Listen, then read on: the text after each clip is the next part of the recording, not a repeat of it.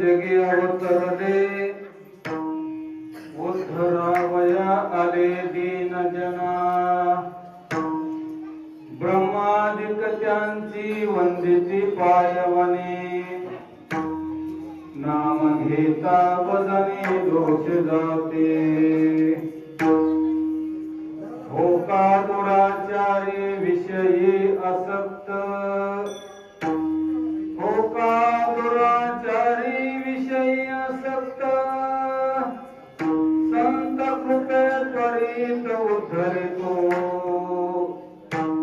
ब्रह्मादिक त्यांची वंदिती पायवने नाम घेता वदने दोष जाते अखंडित नामा त्यांची वास पाहे निशी दिनी ध्याय सत्संगती ब्रह्मादिक त्यांची वंदिती पायवनी नाम घेता वदनी दोष जाते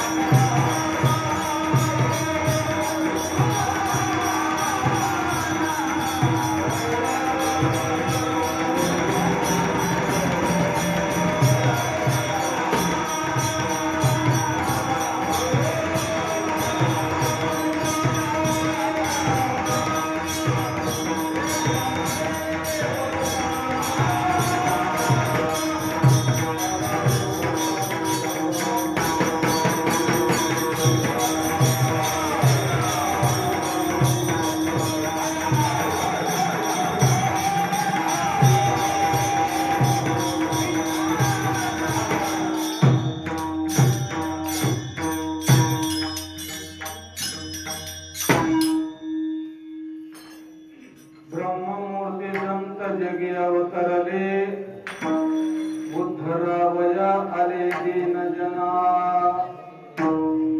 ब्रह्मादिक त्यांची वंदिती पायवने नाम घेता वदने दोष जाते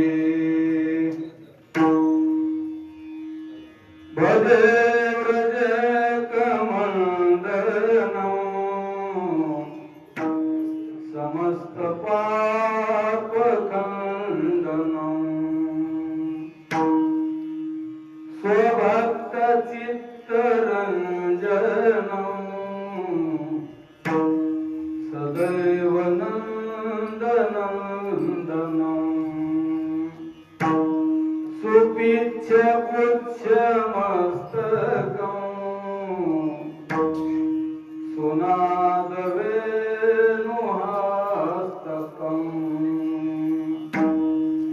आनंग रंग सागरम नमामि कृष्ण नागरम नमामि कृष्ण नागरम यस्य स्मरण मात्रेण जन्म संसार बंधनात् विमुच्यते नमस्तस्मै विष्णवे प्रभविष्णवे पांडुरंगा करू प्रथम नमन दुसरे चरण संतांच्या त्यांच्या कृपादाने कथेचा विस्तारो बाबाजी सद्गुरु दास तुका हे असो दिठी दयावरे झळके की हा पद्म कर माथा पारुखे तो जीवची परितुके महेशेसी एवढे दिये महिमेचे करणे ते वाचा बळे मानुने कवने का सूर्याचे या अंगी उठणे लागत असे केवता कल्पतरुवरे फुलोरा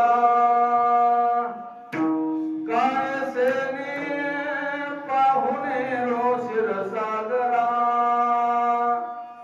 कवने वास कापुरा सुवासुदेव चंदनात काय सेने चर्चावे अमृताते केवते रांधावे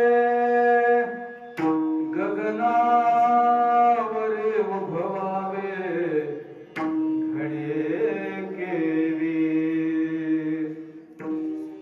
तैसे श्री गुरुचे महिमान अकळते के असे साधना हे दानोनी मिया नमन हे दानोनी मिया नमन निवांत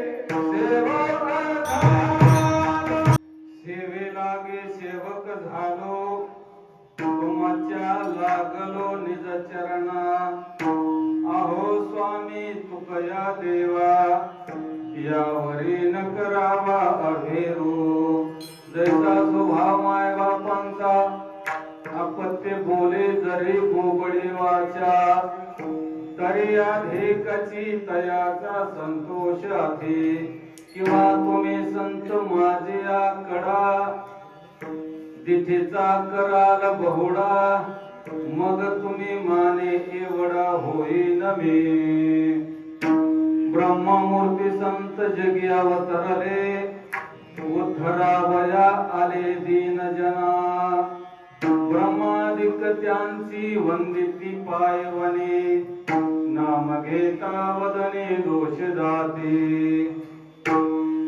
प्राप्त प्रसंगी संप्राप्त सेवेसाठी निवडलेला अभंग क्रांतिकारी संत पांडुरंगाचे आवडते भक्त श्री संत नामदेव महाराज यांचा 4 चरणाचा सर्व भजनी मंडळीच्या पाठातला साधा सोपा असा अभंग आहे. अभंगाचा प्रतिपाद्य विषय असा प्रस्तुत अभंगामधून या ठिकाणी संत नामदेव महाराज संतांचं कार्य या ठिकाणी तुम्हाला आम्हाला जगाला प्रतिपादित करतात. संतांचं भूमिका काय, संतांचं कार्य काय, संत या जगामध्ये पृथ्वी तलावर या ठिकाणी कशासाठी अवतीर्ण झाले, त्यांचं कार्य काय हे सांगणारा अभंग आहे. अभंगावर बोलण्यापूर्वी 2 शब्दाचा परिहार देणे अगत्य आहे. दरवर्षीप्रमाणे चालणारा हा अखंड हरिनाम सप्ताह, त्या सप्त्यामध्ये या ठिकाणी माझ्याकडे बालकाकडे आलेली ही एक प्रकारची सेवा. सप्त्यामध्ये या ठिकाणी भागवत कथा 4थ्या दिवसाची सेवा आहे. 4 बोट वर केले महाराजांनी तिकडनं सटवा महाराजांनी की तुमची सेवा 4थ्या दिवसाची आहे. कारण आता पुढं 3 आणि माग 3 आणि हे मध्ये त्याला माहित आहे भेजा नसलेला माणूस या जगामध्ये किंवा भेजा काय ज्याला आपण म्हणतो आहे ना, कुठे ऍडजस्ट होणारा माणूस म्हणजे सध्या आता ते मास्तर आहे. कारण मोजले तर आता टाळकरी जणू काही 21 लोक उभे म्हणजे 21 लोकांची सलामीच आहे. एखादं मोठं कार्य असावं लग्नाचं, बाबा भला मोठा बँड पार्टी लावलेली असावी, भलं मोठं घोडा असावं, वरात भली मोठी काढलेली असावी आणि नवरदेव तेवढा लंगडा असावा. तसं या ठिकाणी आता तुमच्या गावाचं खरं म्हणजे वाडी नाव आता शोभणार नाही. बऱ्याच ठिकाणी फिरत असताना एवढी टाळकऱ्यांची कलाकारांची गर्दी कधी नसते. गाव छोटं आहे, 7-8 4-5 टाळकरी असतात. म्हणून या ठिकाणी करावं तेवढं या ठिकाणी तुमचं कौतुक कमीच आहे. कारण आता नाव घेणं जरी शक्य नसलं सर्वांचं, तरी आमच्या महाराष्ट्रामध्ये या ठिकाणी फिरणारे सर्व नामांकित गुणवान अशा प्रकारची गायन मंडळी आहेत. माऊली ज्यांचं वर्णन करतात 4थ्या अध्यायामध्ये, पंचमाला पोकी सुगंधू किंवा उभा टाकलेले जे टाळकरी आहेत, जैसा की पंचमाला पू सुगंधू आणि परिमळू जैसा सुस्वादू, अशा प्रकारची गायक मंडळी या ठिकाणी उपस्थित आहेत. नोटेशन मध्ये गाणारे आहे सगळे या ठिकाणी शिकलेली मंडळी आहेत, विशारद आहेत.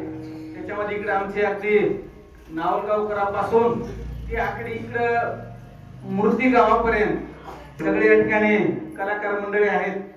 मोठे मोठे आता इकडे या ठिकाणी पिंटू महाराज आहेत, नाव बदलले त्यांचे. आम्ही आता बाबुराव महाराज वैतागवाडीकर असं ठेवलेलं आहे ना.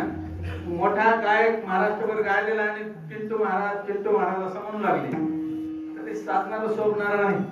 म्हणून त्यांचं नाव या ठिकाणी सगळ्यांनी आपण बाबुराव महाराज म्हणतो. तसा 12 आणि 7 त्यांच्याच गावात झाले, वादक त्यांचेच आहेत, त्यांच्याच गावातले. गाव जरी वैतागवाडी असेल तरी गुणवान मंडळी आहेत. ते बसलेले बाबा वैतागवाडी खरबडा किती किती गावाची जागीर आहे त्यांच्याकडे काय माहित नाही आपल्याला. मोठी मोठी मंडळी गावकरी मंडळींनी जमा केलेली आहे. इकडे आमचे पांडुरंग महाराज आहेत, बरोबर आहे ना, भोले महाराज. अभंगामध्ये शब्द मूर्ती आलाय, योगायोगाने गावाचं नाव बी त्यांच्या मूर्ती आहे. तसं इकडे या ठिकाणी आता किरण महाराज आहेत. सर्वांची या ठिकाणी विशेषतः भागवतकार, सुंदर अशा प्रकारचे कीर्तनकार, गायक, नवोदित अशा प्रकारचे आमचे मित्र, ज्यांचं की या ठिकाणी भजन करून करून या ठिकाणी केरबा महाराजाचं केशव महाराज असं नाव झालेलं आहे. नाव सुद्धा या ठिकाणी त्यांच्या सेवेमुळे या ठिकाणी समाजानं बदलून दिलेलं आहे. केशव झालेत त्यांचे, केरबाचे केशव झालेत. पण निराभिमानी मनुष्य आहे. नसर तर बऱ्याच ठिकाणी आम्ही भागवतकार पाहतो, ते भागवतकार कीर्तनामध्ये नसतातच सरासरी. आणि तसं पाहिलं तर आमच्या सारख्याच्या कीर्तनामध्ये आता भागवतकारांनी उपस्थित राहावं म्हणजे आमचं सद्भाग्य म्हणावं. आणि आता त्यांच्या मोठ्या लोकांच्या पुढे बोलायचं म्हणजे मी म्हणेल की एक प्रकारचा गळगटपणा करणं आहे. आल्या भागात करेतो नाम तुझे उच्चारितो. आणि या भागवत कथेमध्ये श्रीमद भागवत काय शिकायला भेटतं आपल्याला. आपण जर एवढ्या ह्या 5-6 अक्षराचा जर विचार केला, श्रीमद भागवत, महाराज तुम्हाला दररोज बोलतायत, त्याच्यावर बोलणं तर आमच्या सारख्यानं उचित नाही. पण मी शिक्षक असल्या कारणाने काही काही गोष्टींचे आम्ही लॉंग फॉर्म सांगतो. लॉंग फॉर्म, शॉर्ट फॉर्म असतो तर त्याचा लॉंग फॉर्म कधी कधी सांगतो आम्ही. श्रीमद भागवत हे शब्द, श्री म्हणजे काय? श्री म्हणजे या ठिकाणी लक्ष्मी आहे. तुम्ही भागवताची सेवा केलात, ऐकलात कोणत्याही रूपानं, लक्ष्मी या ठिकाणी तुम्हाला प्राप्त होते.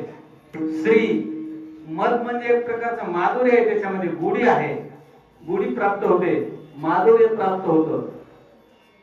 श्री आणि मद, भा ते भ जे आहे, भ फॉर भक्ती आहे. जसे की लहान लहान लेकर आमच्या इकडे ये फॉर, हा ये फॉर ती ऍपल म्हणायची बघा मुलगी. तसं या ठिकाणी इथं भा म्हणलं की भक्ती, ग म्हणलं की हिंदी शब्द आहे ज्ञान म्हणजे ज्ञान, व म्हणलं की या ठिकाणी वैराग्य आहे, आणि त म्हणजे तत्वज्ञान आहे. एवढ्या गोष्टी या ठिकाणी भक्तिशास्त्रातून या ठिकाणी महाराज दररोज सांगतायत. तुम्ही जर थोडं लक्ष देऊन ऐकला तर याच्यापेक्षा मोठा ग्रंथ नाही जी आमच्या साधू संतांनी प्रस्थान त्री ज्याला आपण म्हणू किंवा प्रस्थान त्रय सांगितलेलं आहे. त्याच्यापैकी भागवत एक आहे, ज्ञानेश्वरी, गाथा आणि भागवत याला प्रस्थान त्रय किंवा प्रस्थान त्री हे 3 ग्रंथ सगळ्यात महत्वाचे आहेत.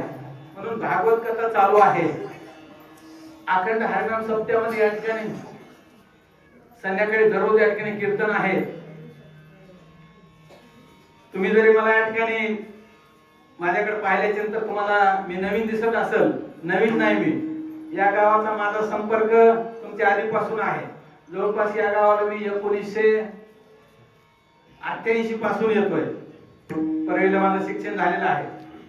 त्या गावामध्ये इथं एका दिशेला यायचं मी, काहीतरी भजन होईल म्हणून. परळीला काही भजनाचा योग लागायचा नाही मला, पण इथं या ठिकाणी एकच व्यक्ती भजन करायचा. नंतरच्या पिढीमध्ये यदा बाबा आले.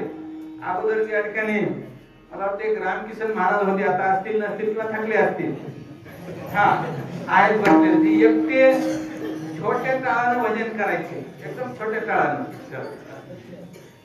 कधी या मंदिरात भजन करा तर एकच व्यक्ती छोट्या टाळानं भजन करायला. आणि सकाळी बघितले की मोठ्या घागरीने पाणी आणायला. टाळ छोटा, घागर भली मोठी.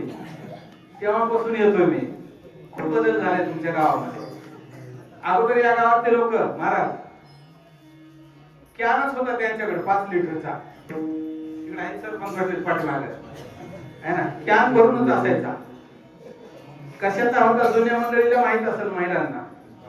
हा तुम्ही दुधाचा म्हणा आता, कारण मला 12 वाजता चांगलंच बोललं पाहिजे, इथं जायचं इथून मला आहे ना. कॅन भरूनच होता पहिला. खूप बदल झाला. आता ते कॅन गेला. आता छोटे छोटे असतील तर ते दिसत नाही, त्या सुद्धा दिसू द्यायच्या नाही. सार्थक झालं तुमच्या गावाचं. दगडवाडी म्हणजे या ठिकाणी असं म्हणेल मी की देव झाले अवघे जन, दोष गुण हरपले.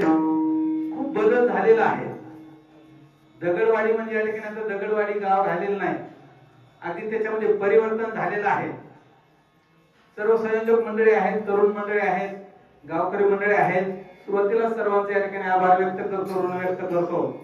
सेवेची मला संधी दिला. महाराजांना म्हणलं तुम्ही काही थांबू नका, मला मोकळं चाकळं बोलता येईल. नाही म्हणजे ते मुद्दाम थांबणार आहेत म्हणले मी तुमचं कीर्तन ऐकायला. कारण मोठा माणूस पुढे असला कधी कधी दडपण येत आहे ना. गायक बी आता सगळे कलाकार आहेत म्हणजे, आणि भागवतकार समोर असले. आता तसं हे गाव काही बोलायसारखं राहिलं नाही. दानकार मंडळी आहेत इथे, व्यासपीठ चालवणारे सटो बाबासारखे आमचे बरेचशी महाराज मंडळी उपस्थित आहेत. मी तर असं म्हणाल की एखाद्या दिवस ठेस लागून कोणी पडलं तर ते महाराजावरच पडलं. एवढे महाराज मंडळी इथं आहेत. तरुण तडफदार आमचे दत्ता महाराज जपाले वाजवायला आहेत. फार तिकडे आम्ही किरण महाराज ते तिकडे जाऊन कधी कधी जोरात वाजवतो, आम्ही कीर्तन करतो. कोण्या गावला? हा आंध्रात जातो तिकडं, कधी कधी तिकडे पोत्र्याकडे जातो है ना. त्या लोकांनी बदलले यावर्षी. एकही कीर्तनकार ठेवले नाही, सगळे महिला कीर्तनकार आणले. कंटाळले महाराज लोकांना. हा वाजवणारे महिला, कीर्तनकार महिला, भागवतकार महिला. खूप बदल झाला. तसं सुरुवातीला तुम्हाला द्यावे तेवढे धन्यवाद देतो. महिला मंडळाची उपस्थिती आहे. जागा कमी पडते तुमच्या गावाला. 3च खण आहेत तसं पाहिलं तर, आणखी 1 खण वाढवायला हरकत नाही समोर. हे जागा आता कमी पडायली. महिला मंडळांना जागा कुठे बसायला? आता इकडे झालं आपल्याला. आता कुठे गेलो तर महिलांची संख्या जास्त आहे. आणि नेहमी सांगत असतो मी 5 मिनिट महिलांना वेळ देत असतो. आम्ही म्हणत असतो आम्ही शाळेतले गुरुजी आहेत, पण कुटुंबामधले पहिला शिक्षक जर कोण असेल तर ती महिला आहे. दुसरा शिक्षक ते कुटुंबातले वडील आहेत, आणि मग तिसरा शिक्षक शाळेतले गुरुजी आमच्यासारखे आहेत. महिलांनी जर ठरवलं कुटुंबातल्या मुलाला महाराज बनवायचे, मान्य आहे तुम्ही महाराज बनवू नका, त्याला अधिकारी बनवायचं महिलांच्या हातामध्ये आहे. महिलांनी जर ठरवलं तर बरोबर त्याला या ठिकाणी डॉक्टर इंजिनियर म्हणाल ते त्या बनवू शकतात. 75% त्यांच्यावरच अवलंबून आहे. मुलांना मुलींना समान वागणूक द्यायची का असमान द्यायची महिलांच्या हातामध्ये आहे. तसं महिलांचा रोल फार महत्वाचा आहे. मुलगा सुधारेल त्याला जबाबदार कुटुंबातली आईच आहे. मुलगा बिघडला तरी त्याला 70%, 80%, कधी कधी 90% जबाबदार कुटुंबातल्या महिला आहेत. तुम्ही म्हणाल मग महाराज आम्ही नेमकं काय करायला पाहिजे? तुम्ही काहीच करायचं नाही. 2 वर्षाचा मुलगा झाला, मुलगी झाली की त्याच्या गळ्यामध्ये माळ टाकायची, त्याला बंधन या ठिकाणी माळीचं घालायचं. मोठा झाल्यानंतर तो कधी ऐकणार नाही. तुमच्या सप्त्यामध्ये आणखी तुम्हाला बोललो नाही मी जास्त, कारण इथे एक आमचा मावस भाऊ आहे. त्याने मला तारीख म्हणला, भाऊ घ्या तारीख. तारीख घेतल्याच्या नंतर त्याला सांगितलं अडचण आहे. काय अडचण आहे? मी म्हणलं येते वेळेस मी माळ घेऊन येणार आहे का तू आणतोस तिकडून? ते म्हणलं माळेला काय करायचे भाऊ? मी म्हणलं तू तारीख घेतलास, पहिलं तुला अडकायची, पहिले तुला माळ घालायची, त्याच्यानंतर गावातल्या लोकांना सांगता येईल. ते मला हे अवघडच दिसायले. नंतर नाही तर म्हणलं तारीख कॅन्सल होती. ते आणतो म्हणला माळ. कसं तरी पहिल्या वर्षी त्याला माळ घातली. आता 2-3 वर्ष झालं, काही अडचण नाही, त्याला निभावलं. तसं लहानपणी घाला महिलांनी. बघा जमतं का तुम्हाला? पुरुष मंडळी खूप तुम्हाला बोलतायत, त्यांच्यावर काय अवलंबून नसतं. शेतातून ते बाबा दुधाची कॅटली घेऊन येतात, तुमच्या पुढे ठेवतात. 4 मुली आहेत, 1 पोरगा आहे, शेवटचा वंशाचा दिवा, जुना काळ सांगतोय तुम्हाला. चहा केल्यानंतर सकाळी 4 पोरी, 1 छोटासा पोरगा. जास्त दुधाचा चहा ती बाई पोराला देते का मुलींना देते? कोणाच्या चहामध्ये जास्त दूध घालते ती आई? मुलाच्या का मुलींच्या? मुलाच्या. आणि त्या 4 मुलीकडे दुर्लक्ष करते. बघा शाळा मॅट्रिकच्या गावामध्ये आहे किंवा 7वी पर्यंत आहे, त्या मुलीला 7वी पर्यंत शिकू देते ती आई आणि तिचं शिक्षण थांबवते. आणि हा जो शेवटचा वंशाचा दिवस शेंबडा असतो, त्याला काहीच येत नाही, ती आई त्याला प्रमोट करते. तसं करू नका. 1986 ला राजीव गांधींनी महिलांसाठी नवीन कायदा आणला. मुलगा आणि मुलगी दोन्ही समान आहेत, म्हणून महिलाच्या हातामध्ये समान धोरण राबवायचं का नाही राबवायचं. कुटुंबामध्ये या ठिकाणी मुलगा सुधारला त्याला जबाबदार महिला, बिघडला महिलाच. छोटंसं उदाहरण सुरुवातीला सांगतो तुम्हाला आणि मग या ठिकाणी आपण अभंगाचं बोलूया सगळेजण. महाराज मंडळी तुमच्या सगळ्यांची 2 मिनिट क्षमा मागतो आणि सुरुवातीला बोलतो. बघा त्या लहान लेकरांना शेजारचं एक वाटी उचलून आणली, वाटी, छोटीशी वाटी उचलून आणली. सगळ्या सिनियर महिला मंडळ बाहेर बसलेले आहे, बरीचशी संख्या आहे. वाटी उचलून आणल्याच्या नंतर त्या माईनं त्याच्या डोक्यावरून हात फिरवला. मग त्यानं तांब्या उचलून आणला. पुन्हा आणखी पाठीवरून हात फिरवला त्या माऊलीनं. मग त्याने या ठिकाणी मोठ्या मोठ्या चोऱ्या करायला चालू केलं. शेवटी मोठा तो दरोडेखोर झाला. दरोडा टाकला, एके दिवशी डाक्यामध्ये सापडला. शिक्षा झाली त्याला फाशीची. त्याला विचारलं सांग तुझी शेवटची इच्छा काय? त्यानं सांगितलं आईला भेटायचे. 2 पोलिसांनी त्याला पकडलेला आहे, हातामध्ये हातकडी आहे. त्याच्या गावामध्ये आणलं. आईला भेटला तो, आईचा हात पकडला, उजवा हात, आणि त्यानं बरोबर हे सगळा हात आपल्या दातानं फोडून काढला. एवढा मोठा चावा घेतला, कडकडून फोडला हात. त्याला पोलिसांनी म्हणा शासनाने विचारलं आईला भेटायचं म्हणलं तर आईला कामून चावलास तू? मला या हातानं आईनं जेव्हा वाटी आणली त्याच वेळेस जर माझ्या थोबाडीत मारली असती, तांबे आणला त्यावेळेस इकडच्या गालात मारली असती तर मी दरोडेखोर झालो नसतो आणि मला फाशीची शिक्षा झाली नसती. म्हणून आईचा रोल सगळ्यात मोठा आहे. कीर्तन कमी जास्त होईल पण तुम्ही या ठिकाणी पांघरून घालायचं नाही. दारू प्यायलाय पोरगा, आईला पहिल्यांदा माहित असतं तुमचा पोरगा दारू पितो. नाही नाही, आमचा बब्या तसा करीतच नाही, दारूला अजिबात हातच लावित नाही, आल्लाच पितोय. आई पांघरून घालते. मालक या ठिकाणी बेजबाबदार वागत असतील त्याला पत्नी या ठिकाणी सपोर्ट करते. म्हणून एक पत्ते पाळायचं महिलांनी जर ठरवलं, काहीच अशक्य नाही. 3च महिला तुम्हाला सांगणार आहे. पहिली महिला आहे बघा, ज्यांनी मुलगा घडवला. मुलगा बापासोबत गेला, नाच काम पाहू लागला, डान्स काम. ती आईने गेली, मुलगा काय करतो, डान्स पाहतोय महिलांचा, सोबत वडील आहेत. ती आई पळत गेली, त्याला पकडलं, फरफर वडील घराकडे आणलं, 2 चापटा मारल्या.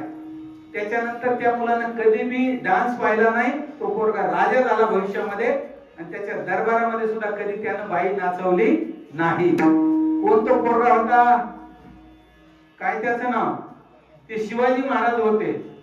आईचं नाव काय, ती जिजाबाई भोसले होत्या. बाप शहाजी राजा, आई राहायची पुण्याला. शहाजी राजे होते कर्नाटक मध्ये. भेटायला गेली जिजाबाई पोराला घेऊन, तिथं 2 चापटा मारल्या. पुन्हा शहाजी राजाच्या दरबारामध्ये महिलांचा डान्स झाला नाही. पहिली महिला. आपल्या पोराला जो न्याय आहे तो शेजारच्या पोराचं सोडून द्या. गायीच्या बछड्याला आणि आपल्या पोराला सारखाच न्याय दिला. आपल्या महाराष्ट्रामध्ये एक महिला होऊन गेली. या मंदिरामध्ये पेंटरनं चित्र काढलेलं त्या महिलेचं कोपऱ्यामध्ये दिसते तुम्हाला बघा, त्या कोपऱ्यामध्ये आहे. त्यांच्या मुलानं काय केलं, एका गायीच्या वासरावरून रथ घातला. वासरू मेलं. अहिल्याबाईचा पोरगा होता. पोराला शिक्षा काय द्यायची, याला फाशीची शिक्षा द्यायची. याच्या अंगावरून रथ घालायचा, कोणीच तयार होईना. शेवटी अहिल्याबाई स्वतः रथात बसल्या, पोराचे हातपाय बांधले, जिथं वासरू मरून पडले, गाय आहे तिथं पोराला टाकलं, आणि अंगावर नाटकाने रथ घालणार अहिल्यादेवी स्वतःच्या पोराच्या. ती गाय आडवी आली. महिला मंडळ, त्या गायीला वाटलं की माझं मेलंय तर मरू दे, तुझं तरी मरू नको किंवा मारू नको. ती गाय आडवी आली.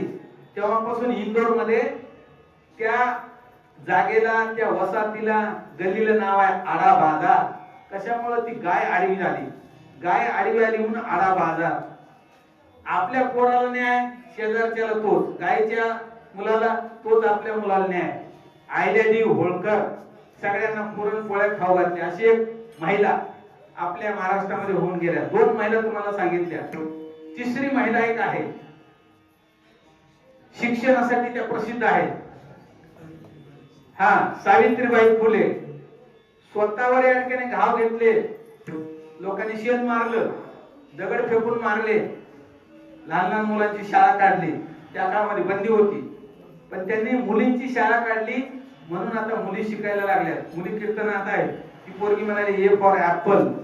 ते अहिल्याबाईचे उपकार आहेत, सावित्रीबाई फुलेचे उपकार आहेत, जिजाबाईचे उपकार आहेत. उन्हे 3 महिलांचं चरित्र तुम्ही वाचायचं आणि आपल्या मुलांना मुलींना सांगायचं. सत्याचं सार्थक झालं. म्हणून या ठिकाणी खरी जर धाडस तुम्ही केलं महिला मंडळाने, तुमचं कुटुंब सुधारलं, आपली वारी सुधारली. कुटुंब सुधारलं की देश सुधारला. फार त्याला लागत नाही. आपल्या कुटुंबात आपण लक्ष दिलं, महाराज समाज सुधारेल. ते पुढचं पाहूया. त्या महिलांनी थोडं जर लक्ष दिलं तर वाडीच्या महिलांना विशेषतः विनंती, तुमची मुलगी आहे, मुलगा आहे, 2 वर्षाचा आहे, गळ्यामध्ये माळ घाला, त्याच्या शिक्षणाकडे लक्ष द्या. नोकरीत लागावी असं काही नाही, पण तो शिकला पाहिजे. आणि हे आपल्या सप्त्याचं उद्दिष्ट आहे. समाज सुधारण्याचं जुनं प्रभावी माध्यम कीर्तन होतं. तेव्हापासून ही प्रथा परंपरा चालू आहे. म्हणून आपण सप्ते साजरे करतो. आणि या सप्त्यामध्ये या ठिकाणी माझ्याकडं बालकाकडे 4थ्या दिवसाची सेवा, आणि त्या सेवेसाठी संत नामदेव यांचा अभंग आणि संतांचं कार्य सांगणारा, तसं तर 8:30 ते 10:30 अर्धा तासच बाकी आहे. बीड जिल्ह्यामध्ये आल्याच्या नंतर गॉंडरीचं गाव आहे. पहिल्यांदा चाल ऐकली मी महाराज, अर्धा घंटा. एवढी चाल कधीच ऐकली नाही. आता कीर्तन करायची गरजच नाही. खरं म्हणजे गोड अशा प्रकारचं सुंदर, वाजवणारे तेवढेच, गाणारे तेवढेच. तिकडे नांदेडकडे आहेत तुम्ही 5 मिनिट 10 मिनिट म्हणतात जास्तीत जास्त. कारण आपल्याकडं आपल्या मराठवाड्यामध्ये विशेषतः परभणी जिल्हा, बीड जिल्हा वारकरी संप्रदायाचा या ठिकाणी मूळ स्तंभ आहे. आम्ही नांदेडमध्ये राहतो, क्लासिक गातील वारकऱ्याचे त्यांना काही कळत नाही. आपलं वैभव आहे, भाग्य आहे की आपला जन्म या ठिकाणी बीड, परभणी या जिल्ह्यामध्ये झालेला आहे. आमच्या इकडचा हा भजनी मंडळ या ठिकाणी परभणी जिल्ह्यातलं जर एखादा गायक नुसता झोपीमध्ये महाराज घोरला तरी या ठिकाणी एखाद्या घराण्याचा खर्चच लागल. एवढ्या प्रकारची तयारी असणारे सर्व, आता तुमचं ऐकायचं मला या ठिकाणी, मी जास्त बोलणार नाही. सुंदर अशा प्रकारचं गायन ऐकायचे, सुंदर वादन ऐकायचे, 1 तासामध्ये आपल्याला सेवा पूर्ण करायची. विठ्ठला संत नामदेव महाराज सुरुवातीलाच म्हणाल की क्रांतिकारी संत होऊन गेले. क्रांतिकारी याच्यासाठी म्हणायचं की आपल्याला अभंग काय होते माहित नव्हतं. सुरुवातीला संत नामदेव महाराज यांनी अभंग लिहिले, अभंगाचं व्याकरण तयार केलं, अभंग कसे लिहायचे त्यांनी सगळी रचना तयार केली आणि त्याच्यानंतर मग सगळ्यांनी अभंग लिहायला चालू केले. म्हणून त्यांना आपण क्रांतिकारी संत म्हणतो. आपला भागवत धर्म आहे, वारकरी संप्रदाय, त्यांनी अगदी मराठवाड्यातून, महाराष्ट्रातून अगदी पंजाबच्या घुमान गावापर्यंत या ठिकाणी नेला. म्हणून देशामध्ये क्रांतिकारी संत म्हणून ज्यांचं नाव घेतलं जातं, संत नामदेव महाराज यांचा संत प्रकरणातील पहिलाच अभंग आहे. ब्रह्ममूर्ती संत जगी अवतरले, उद्धरावया आले दीन जना. की महाराजांनी या ठिकाणी जगामध्ये मृत्यू लोकांमध्ये या ठिकाणी डोकावून पाहिलं, त्यांना दिसून आलं 84 लाख योनी आहेत. पण महाराजांच्या लक्षामध्ये आलं हे 84 लाखामधून फक्त एकच योनी आहे माणसाची, मानवी जीवन. तेवढं फक्त या ठिकाणी देव प्राप्त करू शकतं, आपला उद्धार या ठिकाणी करून घेऊ शकतं, किंवा आत्म उद्धार करून घेणारी एकच योनी आहे, ती म्हणजे या ठिकाणी माणसाची योनी आहे, मानव योनी आहे. 84 लाख योनी मधून एक जर वजा केला, ती माणसाची योनी जर वजा केली, मानवी जीवन वजा केलं, 84 लाखामधून एक काढला रामकिशन बाबा, 84 लाखातून एकच गेला, किती राहिले? 84 लाखातून एक वजा गेला 83,99,999. बरेच तुम्हाला आकडे ऐकायला येतील, मी शिक्षक असल्या कारणाने आम्हाला सवय लागली, फक्त आम्ही बोर्डावर लिहितो मोठाले आकडे. तसं या ठिकाणी 83,99,999 एवढ्या योनी काही कामाच्या नाही माणसाची योनी जर सोडली तर. हे जेवढा मोठा आकडा तुम्हाला सांगितला, या योनीमध्ये फक्त 4च उपक्रम चालतात. या योनीमध्ये फक्त 4च गोष्टी चालतात. त्या 4 गोष्टींचं नाव आहे आहार, निद्रा, भय, मैथुन. ह्या जर 4 गोष्टी सोडल्या तर बाकी काही चालत नाही याच्यामध्ये. आणि काय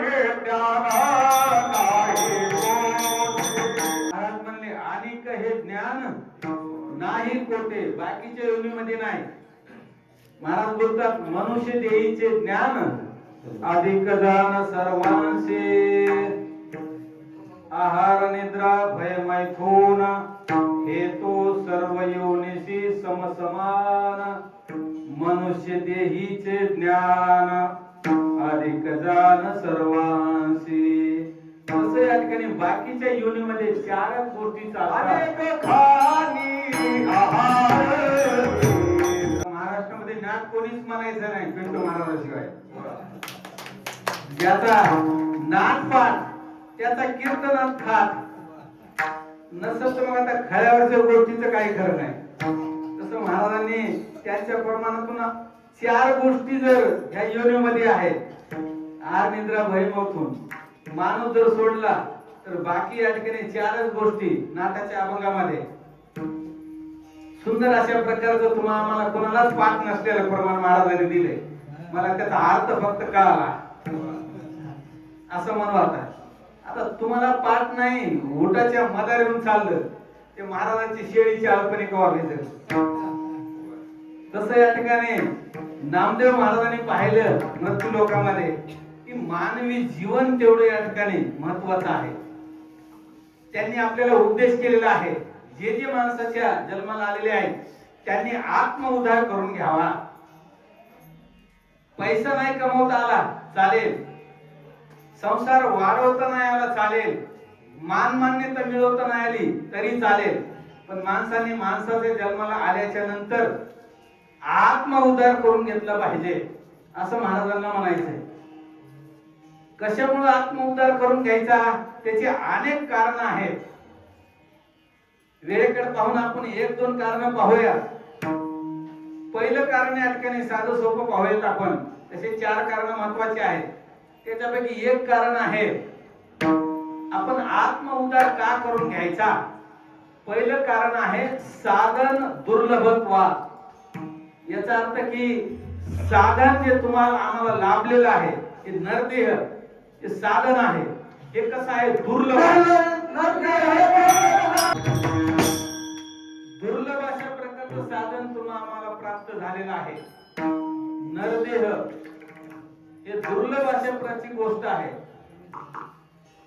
नरदेह दुर्लभ जाना अनेक प्रमाणात तुम्हाला पाठ आहे. किंवा महाराज म्हणतात हे किती दुर्लभ आहे. जगाच्या बाजारी सर्व काही मिळे परे हा दुर्लभ नरदेह हरीचे नाम. ठीक आहे, 2 पाठ आहे. नरदेह दुर्लभ आहे, हरीचं नाम दुर्लभ आहे. किंवा हा दुर्लभो मनुष्य देहो न मिळणार आहे. पावला हा देह कागटाळी न्याय न घडो उपाय घडो आले. दुर्लभ अशा प्रकारचं साधन आहे. म्हणून या ठिकाणी तुम्ही आम्ही हे साधन न मिळणार भेटले तर हे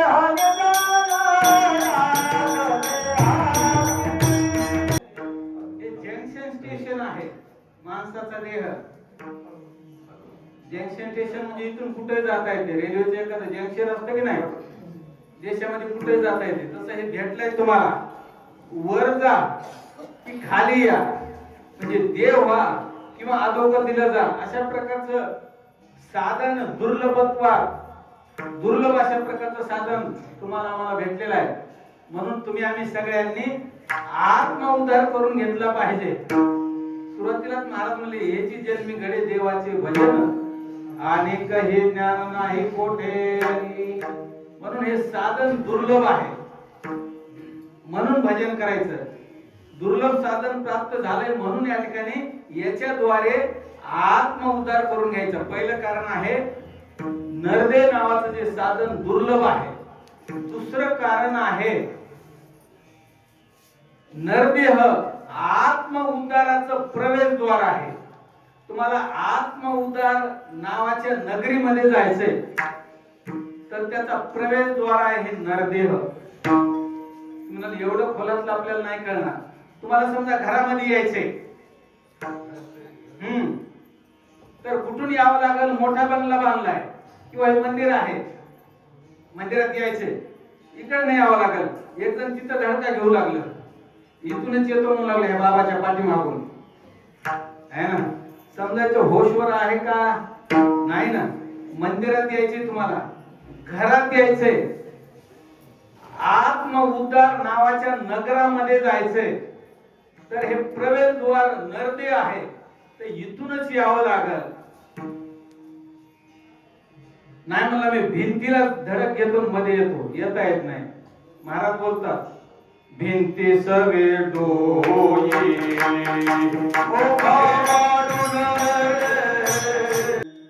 घरात निघावे दाराची सोयी, भिंती सवे डोई फोडू नये. भिंती सवे डोई येऊ नये किंवा फोडू नये. दरवाजातूनच यावं लागल. नाही म्हणला भिंतीला धडक घेतो, नाही जमणार. समजायचा होशवर नाही.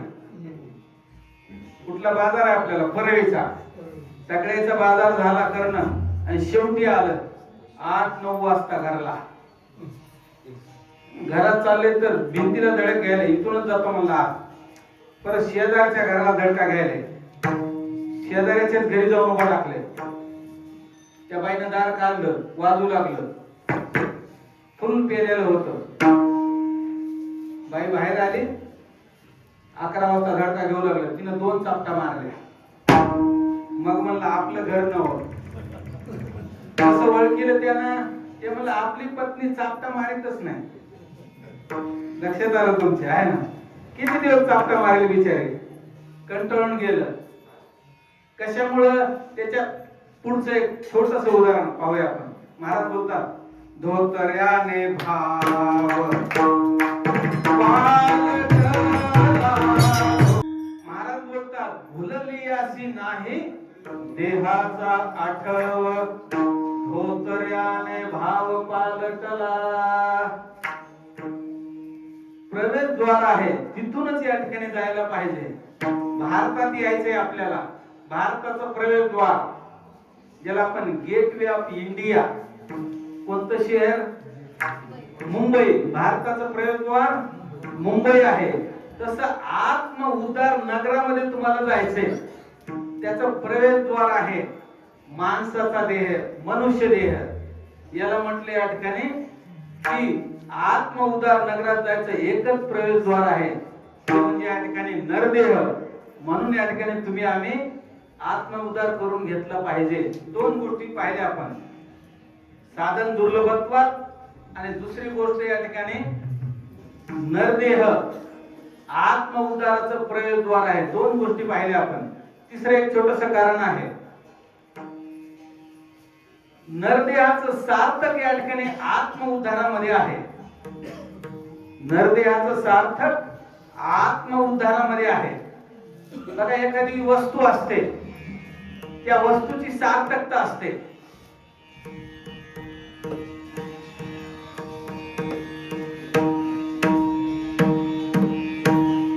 विठाला विठाला विठाला.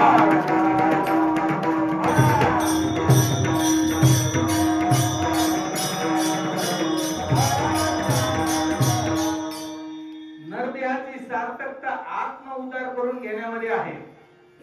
एखादी वस्तू आहे, त्या वस्तूची सार्थकता कशामध्ये आहे?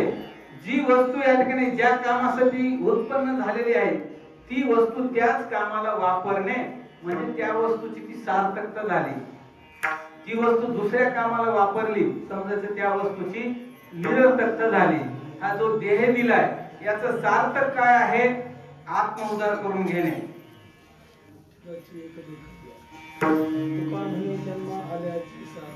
तुका म्हणे जन्मा आल्याचे सार्थक, विठ्ठलाची एक देखील या.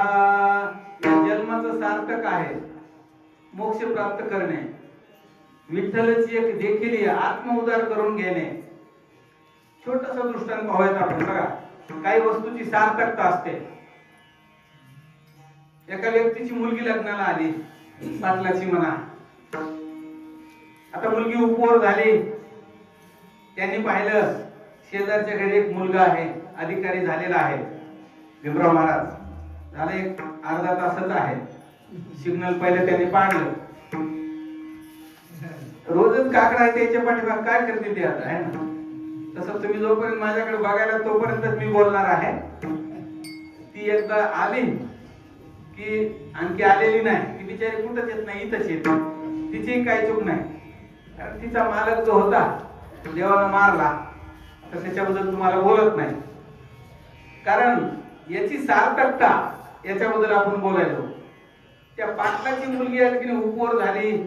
शेजारच्या घरी एक मुलगा आहे, अधिकारी झालेला आहे. दोन्ही शहरातले कुटुंब आहेत. या पाटलाने त्या पाटलाकडे शिदोरी घेऊन गेले. आमची मुलगी म्हणली आता उपवर झालेले ग्रॅज्युएट आहे, तुमचा पोरगा अधिकारी झालेला आहे, आम्हाला पदरात घ्या, आमच्या मुलीला या ठिकाणी तुमच्या घरी द्यायचंय. ते समोरचा पाटील दिलदार होता, आमच्या केशव महाराज सारखे म्हणजे, अहो तसं काही नाही, पदरात घ्यायचा विषय नाही, मुलीच भेटणार. केली म्हणले तुमची मुलगी,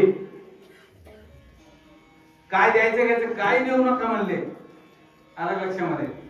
नाही काहीतरी मागा, काहीच मागायचं नाही म्हणले. तुमची मुलगी केली, असं करा म्हणले, जेवण चांगलं द्या. लग्न कसं झालं आपण ते जेवणावरूनच भेद काढतो. कधी कधी 5 प्रकारचे लोक लग्नाला येतात. किंवा लग्नामध्ये 5 प्रकारचे लोक असतात. प्रत्येकाचा उद्देश लग्नाचा वेगवेगळा असतो. प्रत्येकाची आवड वेगवेगळी असते. ज्याच्यासोबत लग्न करायचंय त्या नवरीला काय वाटतं, तिच्या आईला काय वाटतं, तिच्या वडिलाला काय वाटतं, भावकीला काय वाटतं आणि गावातल्या लोकांना काय वाटतं. प्रत्येकाची आवड वेगवेगळी असते. एका श्लोकामध्ये सगळ्या गोष्टी सांगितलेल्या आहेत. हा, कन्या वरयति रूपम माता वित्तम पिता श्रुतम बांधवाः कुलम इच्छन्ति इतरे मिष्टान्नम इच्छन्ति किंवा इतरे मिष्टान्नम इच्छन्ति जनः, अशा प्रकारचा श्लोक आहे तो. मागे पुढे झाले असतील अक्षर, आता तुम्हाला पाठ आहे तो. त्या हिशोबाने आता बोलण्याचा प्रयत्न केला की त्या मुलीला वाटतं ज्याच्यासोबत लग्न करायचंय तो सुंदर असावा, आमच्या महाराजासारखा. कन्या वरयति रूपम, नाकाडोळ्यामध्ये नीट असावा. नसेल तर उगाच चैत्राच्या याच्यामध्ये आहे ना, कंदील लावून पाहायचं काम नको. आलं लक्षामध्ये. कन्या वरयति रूपम माता वित्तम, त्या आईला वाटतं कसं का असणं, पैसेवाला असावं, धनवान असावं. माता वित्तम पिता श्रुतम, त्या वडिलाला वाटतं पैसेवाला असून काय करावं, बुद्धिमान असावं. पैसा असून काय करायचे, बिशीत घालेल नाही ते के बिशीत घालेल. म्हणून पिता श्रुतम बांधावा कुलम इच्छन्ति, भावकीचे लोक म्हणतात कोण्या जातीचा आहे, जातवित कुळ, त्याचं कुळ काय आहे, कुळ बघतात ते. बांधावा कुलम इच्छन्ति. आणि तुमच्या आमच्यासारखे जे सोबत आलेले असतात, मिष्टान्नम इच्छन्ति इतरे जनः, बाकीचे म्हणतात त्या ठिकाणी खायला काय केले, कसं झालं लग्न, जा झाला म्हणजे त्या लग्नाचा. आम्ही काय नेहमी जाणार होतो का, 2 घास खायची सुद्धा व्यवस्था केली नाही. म्हणून चांगलं जेवण चांगलं द्या, लग्नाचा बेत या ठिकाणी त्याच्यावर ठरतो. मग त्या पाटलानं म्हणले काय करू, लाडू करू म्हणले जेवायला. गऱ्याचे लाडू केले. रव्याचे म्हणता का, गऱ्याचे तुम्ही इकडं, रव्याचे, हा रव्याचे केले. त्या रव्याच्या लाडूचं वैशिष्ट्य आहे, त्याची चाचणी जर साधली की ओठाने खायसारखे भुसभुशीत होतात भीमराव महाराज. आणि त्याची चाचणी जर कडक झाली ते दगडच बनतात. आणि योगायोगानं तसंच झालं, चाचणी फिसकली आणि ते लाडू जे होते गोट्यासारखे दगड झाले. लग्न लागलं, जेवायला बसले लोक. मुलाच्या वडिलाला पाटलाला म्हणले तुम्हाला थोडं साखरेची बिमारी आहे, तुम्ही पण जेवायला बसा. वस्तूची तुम्हाला सार्थकता सांगतोय. दृष्टांताचा उद्देश वस्तूची सार्थकता, याची सार्थकता काय आहे हे पाहायचं आपल्याला. सगळे जेवायला बसले. मुलाच्या वडिलाला साखरेची बिमारी, बसा पाटील. जागा नव्हती कुठं. महाराजांसारख्या हाताला धरलं, दरवाजापाशी बसवलं. बसा म्हणलं इथं. वाढलं सगळ्यांना, लाडू वाढले. सगळ्यांनी जसा लाडूवर हात घातला तसा नवरदेवाच्या पप्पांनी वडिलांनी ते लाडूला हात घातला. डावा हात दाबला लाडू. दत्ता महाराज दत्ता दबना. दुसऱ्या हाताचं मदत घेतली आघाडी सरकार, सेनेची मदत घेतली. लाडू फुटाना. लाडू पक्षाचा निष्ठावान कार्यकर्ता होता, फुटता फुटाना गेला. दोन्ही हातानं फुटाना. बुकी मारली, फुटलाच नाही. मनगट लचकलं. बुकी मारल्यावाले आता काय करायचं, वरचे 2 दात खालचे 2 दात दोन्हीच्या मध्ये घातला, दाबलं. वरचे खाली आले 2, खालचे हलू लागले. आघाडी सरकार बना नाही. मग लाडू घेतला, दरवाजाच्या फटीत घातला सामटीमध्ये आणि दरवाजा असा वाढला. दरवाजा वडल्या ते दरवाजा बिजागरी सहित ते तडप अलीकडे आलं. लाडू काय फुटला नाही. मग त्या पाटलाला राग आला. असा स्वयंपाक असतो का, असा लाडू असतो का. मुद्द्याचं गुद्द्यावर आलं. शहरातलं लग्न, भांडणं लागले. आता लग्नाला येणारे काही रिकामी येत नाही, पाचशे टाकून आलेलेच असतात. हात घाईवर आले, भांडणं लागले. असा स्वयंपाक असतो का, असा स्वयंपाक असतो का. भांडणं लागले. शहरातलं लग्न रोडवर, आता हाणायला काय तिथं राजू महाराज त्या धमेल्यामध्ये लाडू ठेवलेले आहेत. घे लाडू हान पाहुण्याला, हे लाडू हान पाहुण्याला. दृष्टांत संपला. लाडूची सार्थकता खाण्यामध्ये आहे का फेकून हाणण्यामध्ये आहे? खाण्यामध्ये आहे. तसं या नरदेहाची सार्थकता आत्म उद्धार करून घे. महाराज म्हणतात काळ सार्थक केला त्यांनी, धरिला म्हणे विठ्ठल. वेगळ्या प्रकारची चाल लावली त्यांनी, खालून वरी वरून खाली 2-3 दमाची. ते माणूस महाराज दम येऊन घुट मारून मरायचं. तिकडे त्या भागात म्हणतात ते 2-3 दम. त्याला लई पक्के तारासुरातले माणसं आहेत ते. आता असं म्हणायचं आपण ते द्यावे तेवढे धन्यवाद. आता सगळ्याला सुरुवातीलाच म्हणलो कमीच आहे. गोड गोड गाणारी मंडळी आहे. आपला दृष्टांत होता की हे जे नरदेह आहे याची सार्थकता कशामध्ये आहे? आत्म उद्धार करून घेण्यामध्ये आहे. जसं लाडूची सार्थकता खाण्यामध्ये आहे, फेकून मारण्यामध्ये नाही, तसं याची सार्थकता आत्म उद्धार करून घेण्यामध्ये आहे. म्हणून तुम्ही आम्ही सर्वांनी या ठिकाणी आत्म उद्धार करून घ्यायचा. 3 कारण पाहिले आपण. शेवटचे एक कारण आहे छोटस, शास्त्र सांगतं. म्हणून या ठिकाणी आत्म उद्धार तुम्ही आम्ही सगळ्यांनी करून घ्यायचा. किंवा साधू संत सांगतात आपुले आपण घरा सोडवा,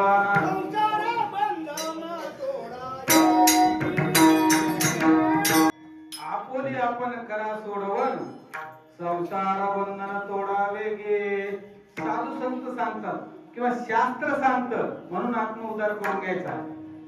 नरदेहाची सार्थकता आत्म उद्धारामध्ये आहे. म्हणून आत्म उद्धार करून घ्यायचा आहे. साधन या ठिकाणी दुर्लभत्वात आहे. म्हणून आत्म उद्धार करून घ्यायचा. आणि नरदेह आत्म उद्धाराचं प्रवेशद्वार आहे. 4 गोष्टी, 4 कारण आपण पाहिले. अनेक कारण आहेत, त्याच्यापैकी महत्वाची 4 कारण आहेत. म्हणून आत्म उद्धार करून घ्यायचा. तुम्ही म्हणाल महाराज किती वेळचं तुम्ही म्हणाले आत्म उद्धार करून घ्या, करून घ्यायचा. लोक ऐकतात का तुम्ही सांगितल्याच्या नंतर? याच्यामध्ये 2 वर्ग आहेत. एक ऐकणारा वर्ग आहे आणि एक न ऐकणारा वर्ग आहे. आत्म उद्धार सन्मुख जीव ऐकणारा वर्ग आहे आणि आत्म उद्धार परान्मुख जीव 2 वर्ग आहेत. आत्म उद्धार सन्मुख जीव हे 3 जण आहेत. आत्म उद्धार परान्मुख जीव हे सुद्धा 3च आहेत. भागामध्ये पुढे पुढे येणार आहे. आत्म उद्धार परान्मुख जीव म्हणजे न ऐकणारा वर्ग आहे. सांगितलेलं त्याला कळत नाही. त्याच्या डोक्यात एकच गोष्ट असते, विषयी गोंधळ. महाराज म्हणतात हा आत्म उद्धार परान्मुख जीव आहे. त्याच्यासाठी देव धर्म सांदी पडिले सकळ, विषयी गोंधळ गात तसे. त्याला देव आठवत नाही, त्याला भजन घडत नाही, त्याचं मन सुद्धा त्याला आवरत नाही. म्हणून महाराज म्हणतात त्या ठिकाणी नाथवे हा देव नगडे भजन. मग मन त्याला आवडत नाही. लालचावले मन आवरे ना. आत्म उद्धार परान्मुख जीव आहे. 3 जण आहेत.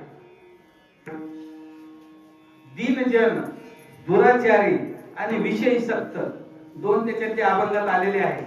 ते 3 जण आहेत. त्या 3घांचा उद्धार करण्यासाठी साधू संतांचा अवतार आहे. त्याला म्हणायचं आत्म उद्धार परान्मुख जीव. कळत नाही त्यांना काही. कधी कधी हाताने दोष घडतो, त्याला भूषण वाटायला लागतं. जेलमध्ये गेला तरी या ठिकाणी त्याला काही कळत नाही. किती भारे जेलमध्ये जातो, किती भारे बाहेर येतो. कारण ते आत्म उद्धार परान्मुख जीव आहे. 10 बारेमध्ये गेला, 10 बारे बाहेर आला. शेवटी जेलरनं त्याला बोलवलं. म्हणजे किती वेळा येतो, तुला काही लाज लज्जा शरम काही वाटते की नाही? त्यानं एका वाक्यामध्ये सांगितलं जेलरला, जेलमध्ये किती भारी येतो, तुला काही शरम फिरम? त्याने एकाच वाक्यात सांगितलं हिंदीमध्ये. काय म्हणला? जेल तो मेरी ससुराल है ना. जेल तो मेरी ससुराल आहे. सासुराला जायला यायला कोणी का घाबरतं का, लाजतं का? कारण त्याला काही कळत नाही. तुका म्हणे चोरा होय भूषण मातेरा. त्याला ते भूषण वाटायला लागतं. हा एक वर्ग आहे. आत्म उद्धार परान्मुख जीव 3 जण आहेत. ठीक आहे. आणि आत्म उद्धार सन्मुख जीव हे सुद्धा 3 जणच आहेत. याच्यातला पहिला वर्ग आहे आपला उद्धार करून घेणारा, पहिला वर्ग. दुसरा वर्ग आहे आपुल्यांचा उद्धार करणारा, आणि तिसरा वर्ग आहे दीनजनांचा उद्धार करणारा. इथून अभंगात घुसायचे महाराज आपल्याला. विठाला विठाला आत्म उद्धार सन्मुख जीव. त्याच्यापैकी आता महाराजांनी प्रमाण दिले अभंगाचं पहिलं चरण. थोडा वेळ आहे, 20 मिनिटे इकडे तिकडे होतील. अभंग घेण्याचं कारण महाराजांचं फार आमच्यावर प्रेम आहे. मला अभंगाचं फार चिंतन नाही आहे, पण त्यांनी म्हणजे गुरुजी एकदा हे अभंग लय दिवसापूर्वी तुमचं ऐकलंय, तुम्ही घ्या. आता महाराजांची सेवा म्हणा, त्यांची आज्ञा म्हणा, वयानं जरी छोटे असतील तरी ते अधिकारानं मोठा आहे, मोठे आहे, ते भागवतकार आहे. चला हरकत नाही, थांबतो म्हणजे तुम्ही एकदा जसं होईल तसं चिंतन त्याच्यावर करा. तसं त्यांचा अभंग तयार आहे. आता त्यांच्या पुढे तुम्हाला सुरुवातीलाच म्हणणं बोलणं म्हणजे महाराज माझ्यापेक्षा छोटे असतील वयानं, वयाला कोण विचारतं, आलं लक्षामध्ये. कारण अधिकार, माझी डिग्री खूप मोठी आहे पण ती सगळी पोट भरायची आहे, आलं लक्षामध्ये. आत्मउद्धाराची डिग्री त्यांच्याकडे आहे. ही कला मी शिकली आहे, ही पोटाची शिकली आहे, आणि त्यांनी या ठिकाणी तरुण जायची विद्या शिकली. म्हणून माणूस किती श्रीमंती कशी मोजायची त्याच्या अभ्यासावर मोजायची. आता आपल्याकडे गरीब माणसांना आपण म्हणतो या मला 2 लाख पगार आहे, तुझ्या पगाराला कोण पुत्र खायले, ते भागवतकार आहेत, आलं लक्षामध्ये. म्हणून त्याचं आमच्यावर प्रेम आहे. त्यांनी म्हणजे गुरुजी एकदा बोला तुम्ही हे अभंग. म्हणलं वाडी गाव आहे, डोसक्यावून जायचं सगळ्याचे अभंग, कुठून आणले किंवा काही कळलं नाही असं होऊ नये. हा पहिल्यांदा सिग्नल पडलं तरी आता हलक्या हलक्यामध्ये गायक नंबर 1 चा असल्यावर तुम्हाला काय आणखी झोप येणार नाही. की आत्म उद्धार सन्मुख जीव 3 आहेत, परान्मुख सुद्धा 3 आहेत. सन्मुख पैकी पहिला वर्ग आहे आपला उद्धार करून घेणारा, त्याचं नाव आहे ऋषी मुनींचा वर्ग. आपला उद्धार करून घेतला त्यांनी. दुसरा वर्ग आहे आपुल्यांचा उद्धार करणारा, तो देव आहे, फक्त आपल्याचाच उद्धार करतो. आणि हे जे आत्म उद्धार परान्मुख जीव 3 आहेत, यांचा उद्धार करणारा एकच घटक आहे ब्रह्ममूर्ती संत जगी अवतरले उद्धरा वया आले दीनजना. आपला उद्धार करून घेणारा कोण? ऋषी मुनी आहेत. त्यांनी गर्भवासाला भेले, मुनिमुक्त झाले. भेने गर्भवासा आमा विष्णुदासा सुलभतो. त्यांनी आपला स्वतःचा उद्धार करून घेतला. गर्भवासाला भिले ते, किती वेळा जन्म यावे किती व्हावे फजित. त्यांना भीती वाटली. आणि जन्माला येण्याची अनेक कारण जरी असतील त्याच्यापैकी एक कारण आहे महत्वाचं, वासना आहे. जन्म घेणे लागे वासनेच्या संगे तेजी झाले अंगे. एखादा तपस्वी असू द्या आणि त्याची वासना नाही गेली तरी त्याला जन्म घ्यावा लागतो. तरी तपोबळी जन्म धरी. वासना, ऋषी मुनीने वासना जिंकली, आपला उद्धार करून घेतला. वासना सगळ्यात वाईट आहे. छोटासा 2 मिनिटाचा दृष्टांत पाहूयात आपण. प्रवासाला निघाला एक व्यक्ती, जवळच जायचं होतं परळीला. नेरी केली, काही रस्ता होता, पूर्वीचा काळ आहे. मधल्या वाटेनं चालला, जेवण केले, नेरी केली, पण त्या बाईने परत या ठिकाणी डबा बांधून दिला. ते म्हणला जवळच जायचंय, आताच जेवण केले, कशाला डबा देते. बायको हुशार होती. किरण महाराज, बायको हुशारच असावं, नाही तर मग पंढरपूरच्या महिना वारा केलेल्या बऱ्या. तसं ती हुशार होती बिचारी, डबा बांधून दिला.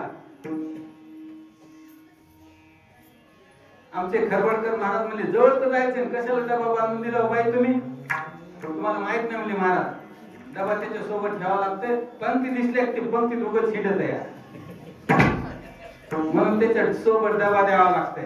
बायको म्हणली तुम्हाला भूक नसू द्या, जुनी म्हण आहे, भूक नसावी पण शिदोरी असावी. शिदोरी बांधून दिली. वाटणं चाललंय, त्याला भूक नाही काय नाही, बिचारा चालत चालत गेलं. जेवणाची इच्छा नाही, पण वाटत आंबराई लागली. वासनेबद्दल बोलायला आपण, वाटत आंबराई लागली, घुसलं ते आंबराईमध्ये. पाडाला पिकला आंबा, म्हणजे पाड लागले होते, 2-3 तोडले त्यानं, तिथंच खात बसलं सोपान पाटील. 2-4 आंबे तोडले, झाडाखालीच खात बसले. मालक भला रागीट, नुसता रागीट नव्हता, चिकट होता.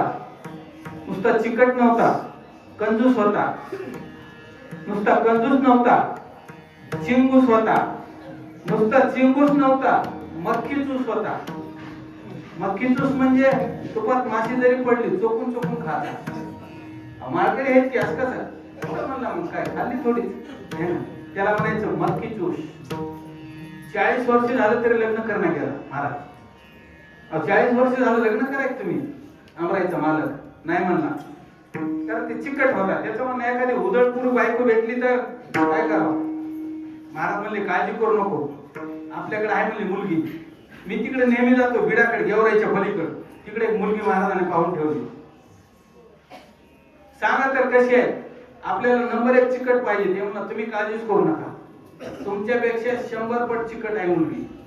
कस काय, मुलीचं वय म्हणून आता 25 साल झाला आहे, तुमचं वय 40 आहे, असू दे हरकत नाही.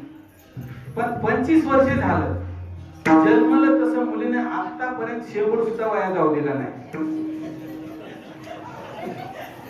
जमतंय कडे म्हणलं, एवढी ती कंजूस आहे. सांगायचं का, एवढा चिकट माणूस होता, कंजूस आहे. याचे आंबराईचे आंबे पाडले त्यानं, सोडील काय याला नाही ना. त्यानं बरोबर कासरा घेतला, बांधले याला झाडाला. बांधल्याच्या नंतर विचार करू लागलं, कशामुळे बांधलं मालकानं, है ना. मालकाने याला काय कासऱ्यानं मला बांधलं, कोणाचा दोष आहे, कासऱ्याचा आहे का. बरं कासऱ्याचा दोष म्हणावा, कासऱ्यानं मलाच का बांधलं, बाकी लोकांना का बांधित नाही. बरं मालकाने बांधलं मला, नेमकं मालकानं मलाच बांधलंय, बाकीच्या लोकांना बांधलं नाही. हे आंब्याचं झाड याचा दोष आहे का काही, याच्या खाली झाडाखाली बरेच जनावर आहेत, त्यांना आंबा काय करत नाही. याच्या लक्षात आलं की याला जबाबदार मालक नाही, याला जबाबदार कासरा नाही, याला जबाबदार आंब्याचं झाड नाही, याला जबाबदार आंबा खाण्याची माझी वासना आहे. तसं ऋषी मुनींच्या लक्षात आलं की या जन्माला कारण या ठिकाणी वासना आहे. वासनेने घाला घातला किंवा जन्माला कारण वासना आहे. ऋषी मुनींच्या लक्षात आलं, वासना बायको शेजारी, अनेक प्रकारचे प्रमाण तुम्हाला सगळ्यांना पाठ आहे. तसं या ठिकाणी वासना त्यांनी जिंकली ऋषी मुनींनी आणि आपला उद्धार करून घेतला. त्यात एक सुंदर अशा प्रकारचं प्रमाण, मला वाटतं 101 का 100 अभंगामध्ये 100 चरणाचा अभंग आहे, त्याच्यामध्ये एक सुंदर प्रमाण आहे महाराजांचं. ऋषी मुनींनी वासना जिंकली आणि आपला उद्धार करून घेतला. जिंकेले अपार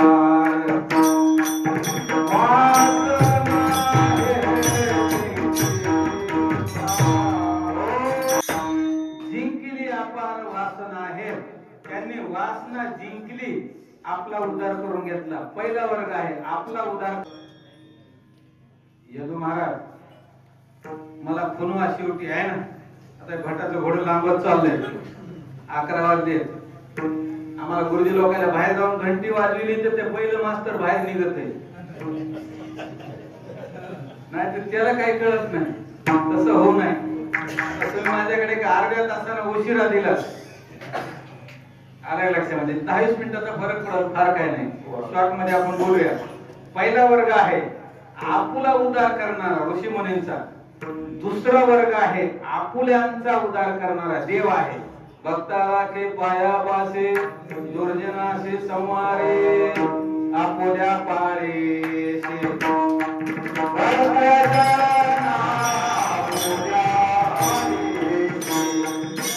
आपुल्या पाळेशी भक्त जना देवाचं ठरलेलं आहे. तेषामहं समुद्धरता.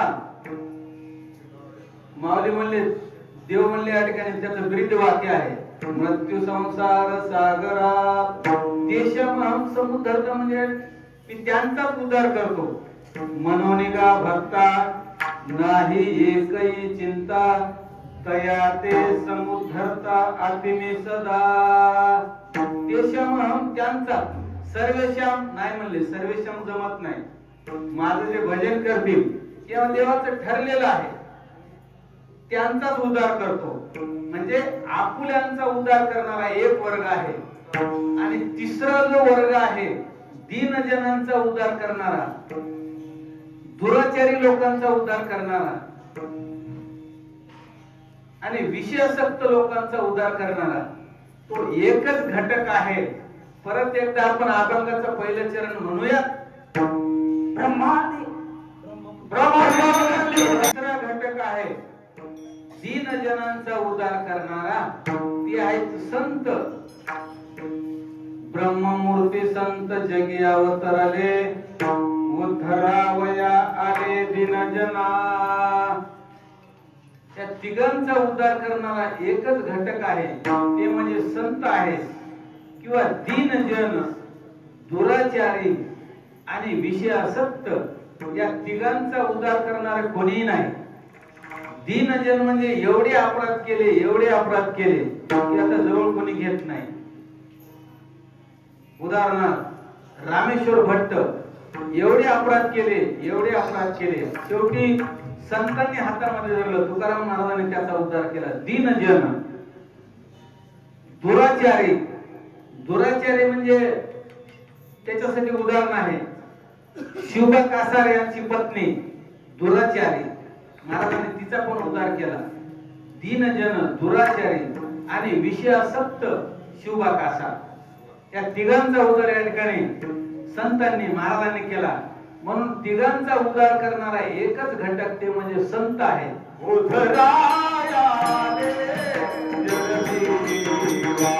वा सगळ्यासाठी टाळ्या वाजवा तसं मला आता पाहतापर्यंत तुमचं ऐकावं वाटायला पण वेळ कमी आहे आणखी काही तेवढ्याच ताकदीने तुम्ही म्हणायला वाजवायला पण वेळेची मर्यादा आहे अखंड हरिनाम सप्ताह पहाटे या ठिकाणी आमच्या महाराज सारख्याला उठावं लागते काकडा आहे हा सकाळी या ठिकाणी भागवत कथा महाराजाला दिवसभर बोलायचंय बोलून आवाज बसलाय त्यांचा सुरुवातीलाच बोललो त्याबद्दल की महाराज या ठिकाणी बोलतात त्या तिघांचा उद्धार करणारा एकच घटक आहे ते म्हणजे संत जगाच्या कल्याणा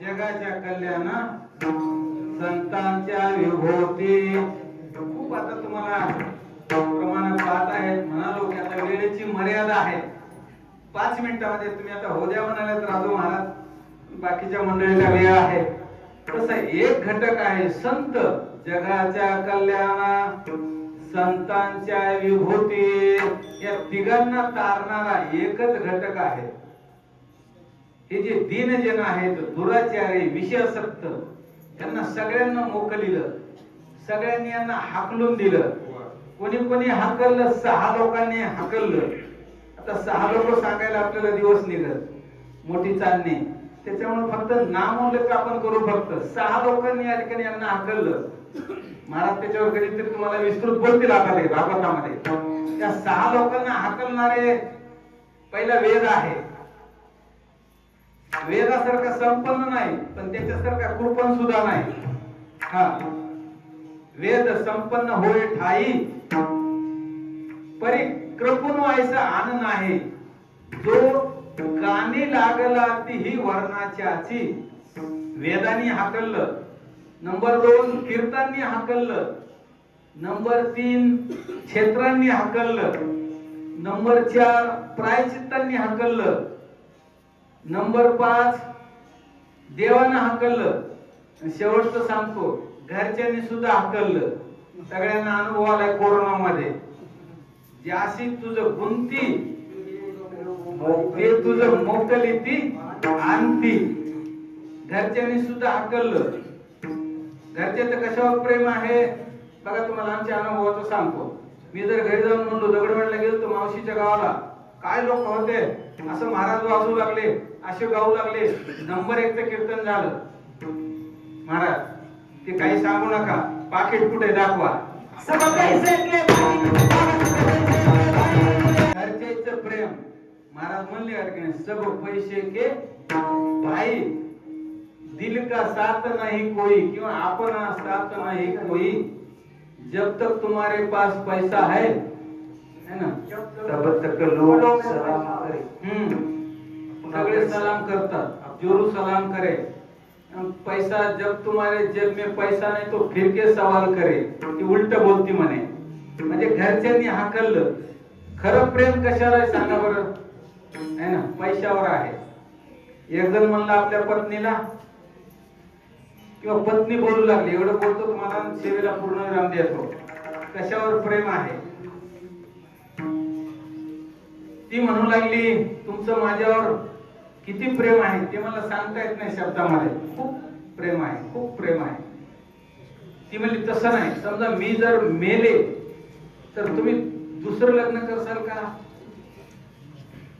तो मला तसं नाही तुला मी मरूच देत नाही असा म्हणू लागला तसं बोलू नका म्हणले मी जर मेले माझ्या प्रश्नाचं उत्तर द्या मी मेल्याच्या नंतर तुम्ही दुसरं लग्न करणार का ते मला मरूच देत नाही पुन्हा विचारलं मी मेल्याच्या नंतर दुसरं लग्न करणार का याचं सांगा ते मला मरूच देणार नाही तसं नाही सोयीचं उत्तर द्या मी मेल्याच्या नंतर तुम्ही दुसरं लग्न करणार का ते म्हणला तू मेल्याच्या नंतर मी वेडा होईल वेडा पुन्हा तोच प्रश्न विचारला मी मेल्याच्या नंतर तुम्ही दुसरं लग्न करणार का ते मला आता येड्याचं काय सांगावं बाबा तुमच्या लक्षामध्ये आलं आहे ना कशावर प्रेम आहे या सगळ्यांनी हाकलून दिलं ज्याला सगळ्यांनी हाकलून दिलं सगळ्यांनी मोकलिलं त्याला संतांनी आकलिलं अशा सगळ्यांचा या ठिकाणी सहवास त्यांचा वास नामदेव महाराज मला लाभावा असं शेवटच्या चरणामध्ये